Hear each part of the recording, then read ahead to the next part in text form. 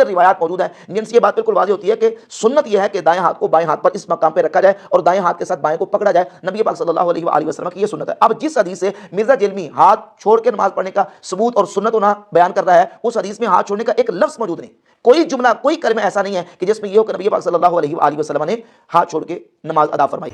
حتیٰ کہ المصنف ابن ابی شیبہ میں ایک پورا چیپٹر ہے, پہلے انہوں نے چیپٹر باندھا ہے ان اصحاب کا بیان جو ہاتھ باندھ کر نماز پڑھا کرتے تھے, اور اس کے بعد دوسرا چیپٹر باندھا ہے ان اصحاب کا بیان جو ہاتھ چھوڑ کر نماز پڑھا کرتے تھے, ارسال الیدین کرتے تھے, اور اس میں وہ حضرت عبداللہ ابن زبیر رضی اللہ تعالیٰ عنہ کا اثر لے کے آئے ہیں. اس کے علاوہ اور تابعین بھی, حسن بصری بھی, سعید ابن مسیب بھی, اور کئی اور اصحاب سے لے کے آئے ہیں, تابعین سے بھی, کہ وہ ہاتھ چھوڑ کر نماز پڑھا کرتے تھے. تو یہ باقاعدہ چیپٹر باندھا, یعنی محدثین نے ہاتھ چھوڑ کر نماز پڑھنے کے اوپر باب باندھ کے رزلٹ بھی نکال دیا. دو کے اندر روایت ہے کہ عبداللہ ابن عباس رضی اللہ تعالیٰ عنہ کہتے ہیں جس نے نبی علیہ السلام کی نماز دیکھنی ہو نا, وہ عبداللہ ابن زبیر کی نماز دیکھے. ہائے ہائے ہائے. اس کا جواب بھی سن لیں.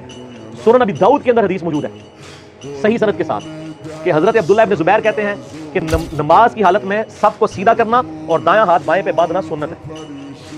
سر یہ کون کہہ رہا ہے؟ اب میرا ایک سوال ہے معصومانہ سا, عرض کیا غصہ نہیں کھانا نا, غصہ نہیں کھانا. جو شخص یہ کہہ رہا ہے کہ دایاں ہاتھ بائیں پہ باندھنا سنت ہے اور وہ ہاتھ چھوڑ کے نماز پڑھ رہا ہے اور وہ صحابی ہے, تو ہڈا منڈا نہیں ہے, وہ بکر صدیق کا نواز ہے, حضرت زبیر کا منڈا ہے, اشرف و اشرف میں. اس کا کیا رزلٹ نکلتا ہے؟ اس کا تو پہلا رزلٹ ہے وہ بڑا خطرناک ہے. وہ یہ ہے کہ ہاتھ باندھنے والی حدیثیں منسوخ ہو جائیں, کیونکہ عبداللہ ابن زبیر کو تابعین دیکھ رہے ہیں ہاتھ چھوڑ کے نماز پڑھتے ہوئے اپنے دور کے اندر. Point to be noted. تو پھر ہاتھ باندھنا جو ہے وہ منسوخ ہو گیا. اب تو ہاتھ پاؤں پڑ جائیں گے. سر آپ کو بھاگنے کا راستہ بھی دیتے ہیں. دوسرا رزلٹ یہ ہے معصومانہ سا کہ دونوں طریقے سے کہ ہاں یہ ٹھیک ہے.